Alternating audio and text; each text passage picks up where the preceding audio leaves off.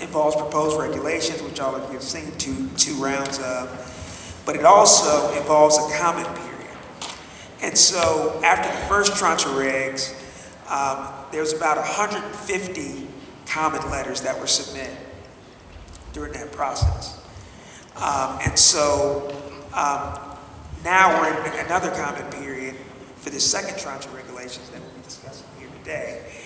And so what's important is that, as the people in this room work with people who are submitting comments or submit comments as organizations yourselves, what's critical is two things. One, when we're asking Treasury for clarification on a specific issue, where, we think we can work with a provision a certain way, or we think we can do certain things we're unsure, that's a relatively, and of course there's going to be people from Treasury here speaking, so I don't want to speak for them, but on a relative scale, that's an easier lift, because Treasury can give us an example according to what we're asking for clarification on and move forward. When Treasury has proposed a rule and your comment letter suggests a different approach than the approach that Treasury took, that's a bigger lift. And so in that situation, you don't need 150 letters asking for 150 things, right? What's going to be more important and more impactful is for Treasury to have 150 letters asking for 3 things, right? And so it's going to be incumbent upon us in this process to really narrow down the critical changes to what Treasury's proposed that people in this room need, and to focus on those when we deal with Treasury in the comment period. So that'll get us started, and we'll go from there. Great. So we're going to get into some topics. I mean, we could talk about one topic probably and spend an hour and a half, 2 hours probably. So we're going to try to go through this a little quickly, but we want to be able to share some viewpoints and conversations as well on these topics, some meaningful conversations. So I think, Forrest, I'm going to lead off with you on the first. I mean, so we know the 180 days timing for the investors, but there's some, in the second tranche of regs, there's some details that we have to be aware of, such as like 1231 and other timing issues. So I thought it would be good for you to start off and discuss that aspect of the second tranche of regs, Thanks, timing. Matt.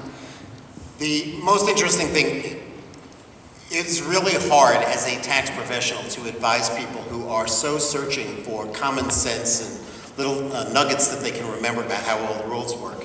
And we were talking before we got together about the problem that when a client explains to you what it is that they want to do, that you wind up saying to them, well, you're close, but actually this rule is technically that, and that rule is technically this. And you think to yourself that you're being a real jerk of a tax lawyer for explaining to somebody these fine-tuned details. But truth is, the devil is in the details, and it is amazing how much can go wrong because people think that the exact, that a particular number they've heard or a time period that they've heard is the answer, when in fact it's nearly the answer, but somehow on their facts it's going to be a different answer. So at the very beginning, as stupid a point as this one is, the 180-day period is actually 179 days because it is the 180-day period that includes the date that you sold the property and the end, and that would only be 179 days. So don't any of you get caught in thinking that you have until a particular day. And along those lines, I'd also say, remember that 180 days or 179 days is not 6 months. The fact that they have chosen numerous 6-month periods here does not mean that they're all the same. And even though 180 is 6 times 30, it's just not quite the same.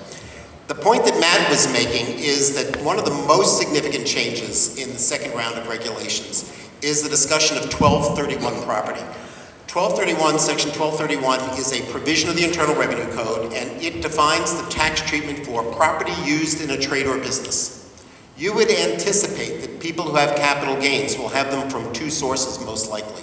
They will sell portfolio investments, particularly stock that they hold. They may sell regular old corporate stock of the family business. Those are 2 kinds of stock sales. Or they may have asset sales. They own a building and they sell it. Or their company gets sold on an asset basis rather than selling the interest in the company, the company sells its assets. In any of those circumstances, the gain that results, setting aside depreciation recapture for a moment, In any of those circumstances, the capital gain that results is literally 1231 gain. It's the gain from the sale of property used in a trade or business. And the tax rules provide a special crazy rule there. They say that you don't necessarily have a gain because you might sell some assets at a gain and some at a loss, and in the course of the year, you are supposed to add up all the pluses and all the minuses and see how you come out.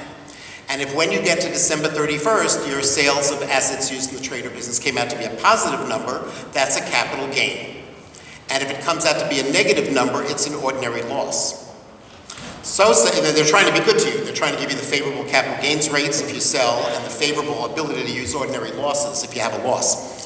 However, nobody anticipated how this would play with opportunity zones, and the IRS has decided that you don't really know how much capital gain you have till December 31st. You could have a single trade or business, and on January 5th, sell the asset, have a gain, and the IRS says, we don't know, maybe you'll buy something else in the course of the year. Maybe something will happen, and by December 31st, you'll have other assets sold in a trade or business. As a result, the new rules say that since you will not know until December 31st whether or not you have net 1231 gains, you can't figure out whether or not you have capital gains for opportunity zone purposes until December 31st. You also do not necessarily have the big number that you sold. If you sold something for $10 million, had a $10 million gain in January, and a $3 million loss in October, you have a net $7 million gain, and that's the amount you can invest. So two of the things that come out of this 1231 treatment are, one, that it may be less than you thought, and two, that you can't actually measure it or start the 180-day period till December 31st. Now, we all know people, you may be people, who sold assets yesterday and are thinking to yourself, okay, so from May, 6 months, 180 days, I've got to get this into an opportunity fund by sometime in November. This is can't do my math, but this is May and November, the 6th month of the year, the 11th month of the year, that would be 5 months. Anyway, I have a certain amount of time to get it into an opportunity fund, and the answer is no. In fact, you don't start counting your time till December 31st. You may have people who are looking to get you to invest in their funds, and they're thinking they see that you had a big capital gain. In fact, you don't know until December 31st. Now remember, there are two kinds of gains here. There's the gains from assets used in a sale, used in a trade or business, and there are gains from portfolio assets like stock. We still have the same thing. If a wealthy individual or a company sells stock, you start measuring the 6 months from today. But if you sell assets used in a trade or business, you don't start the 180-day period till December 31st. And there is no election. There is not something like not later than 180 days after December 31st. The period starts on December 31st. Now, as you might imagine, people on hearing this said, hey, what about people last year who sold assets and invested right away? Did they screw up? Nobody knows. The IRS hasn't said. Maybe they'll grandfather people for last year. Other people said there should be an election here. I should be able to elect to do it earlier, even if December 31st is my last possible day. The IRS hasn't answered that question yet. So this is the 1231 asset question is a big, unanswered, in some ways, question. And to the extent that it's answered, it's perhaps a little problematic. Yeah, I don't know if anybody has. Could I just interject one thing there? What's interesting to me on that 1231 issue with the netting, since there's no tracing rule, then an investor could invest and then basically, fingers crossed, hope that it worked out in the end, because they are investing their gain in the new fund, and then at the end they'll figure out how much from the 1231 gain is actually going to be qualified. A fair, Susan points out that since you don't literally, it's not like Section 1031 with like-kind exchanges where you literally have to put the money someplace and know where the money came from. You have to invest an amount equal to the gain. And so what Susan is saying is a lot of people might have confidence. I know how much I'm going to, and I know how much gain I have. So even if the IRS is saying, wait till December 31st to figure it out, I know. And the worst that'll happen is some portion of it will, in fact, not qualify, but that's okay. I'll figure that out later. I think that that would be a very sensible response from the IRS. The problem is that they literally said the 180-day period begins on December 31st. Yeah, so if you invest money in November, even if you know for sure it's going to be capital gains, you're too early. And therefore, you don't comply with the requirements. So it can't qualify, got it, yep. Yeah, so this affects a lot of people who invested last year where they thought they had to invest within 180 days of the date of sale, which was a reasonable expectation. And then they now are seeing that maybe they invested too early and then the whole investment is disqualified. You would think that the IRS is going to have to publish some kind of notice saying to people that anybody who, before the regulations came out, did what they thought was in compliance with the rules, since it was complete common sense that they should be respected. And you'd have to almost think that they're ultimately going to come up with a rule like Susan came up with, because otherwise they're saying to everybody, there's only certain times during the calendar year when you should invest, which also seems stupid. So, there's two potential problems with this issue. It makes a lot of sense as a matter of pure tax law. It doesn't make a lot of common sense. Yeah.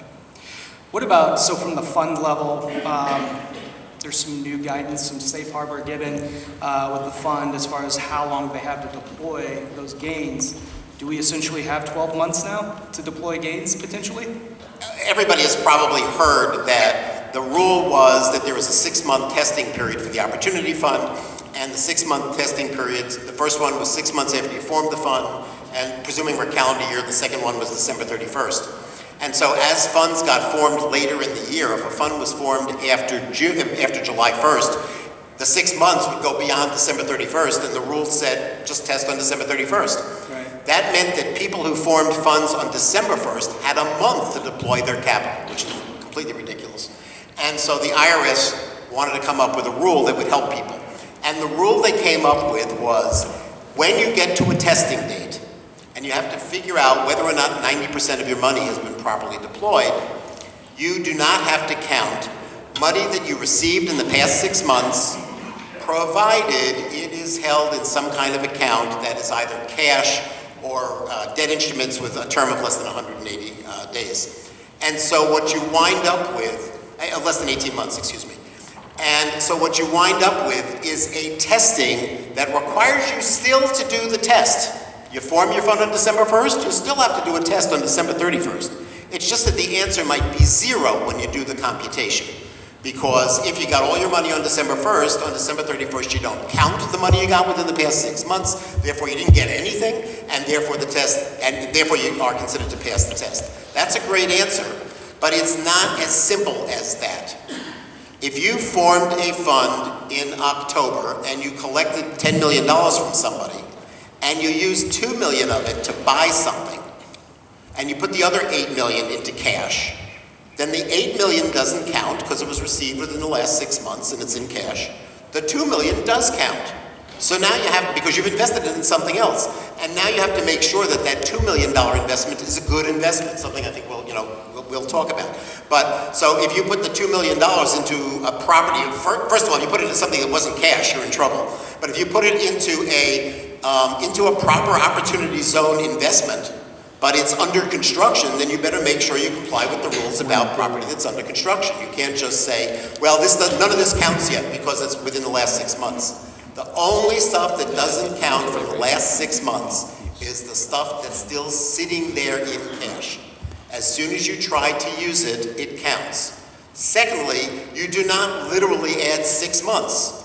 You don't, when you form your fund on December 1st, get to avoid doing a computation on December 31st. It just may be a very easy computation if you're lucky. The answer may be 0. But you still have to do the computation on December 31st. So when the money comes in on December 1st, whatever you got, if it's sitting in cash, doesn't count. December 31st comes, you do a 0 computation. You go forward now to June 30th, that's the next 6-month test. Now the money came in 7 months ago. It came in back on December 1st, it all counts. So what it is buying you is a floating amount of time. It isn't 12 months. If the money came in on December 1st, it's 7 months. If the money came in on July 1st, it is just about 12 months. So it depends on when the money came in, how much time you have. That's great. Kate, I think I'm going to go to you next. Carried interest. So, our clients, we've heard a lot since the regs have been released about this issue. Can you kind of walk us through the issue of carried interest and then other ways to recognize an interest in an opportunity zone fund potentially? Yeah, sure. So this is one of the areas where you think about, like, what's common sense, and of course we can have a carried interest or, you know, an interest received for services. How could that cause problems? This is what we always do. And then you actually look at the words in the statute and regulations, and you're like, wow, this is really not what we signed up for when we were structuring this. So a carried interest, you can have a carried interest. They're not prohibited, and they don't disqualify the fund or the fund's investment, with one exception. I find clients get really upset when they're counting on getting this great carried interest, and then they discover the rules won't let them structure it the way they had hoped. So if you, I don't know, do we have the slides? Oh, sorry.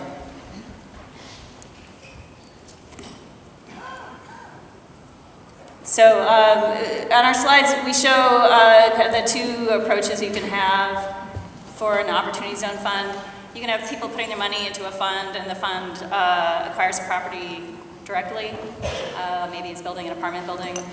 And then the other option is, I can't see these slides very well, actually it's right here. So for this slide here, it's a two-tier approach. So the investors put money into the fund puts the money into a lower tier partnership. Maybe the developer is another partner, and then that lower tier partnership, the subsidiary, is what actually has the property and is building the property if it's a real estate development. That would work. So here, like on the slide, you can see the developer might have a 20% interest. Maybe the developer is getting some of its partnership interest in exchange for services. That's fine. That's not prohibited. That developer will not get any tax benefits in connection with that partnership interest that it has in the lower tier entity. The tax benefits for the fund won't be affected. That will be all right. If the developer wants to take a carried interest out of the entity that's the fund on the top, that is okay. You may issue profits interest from the top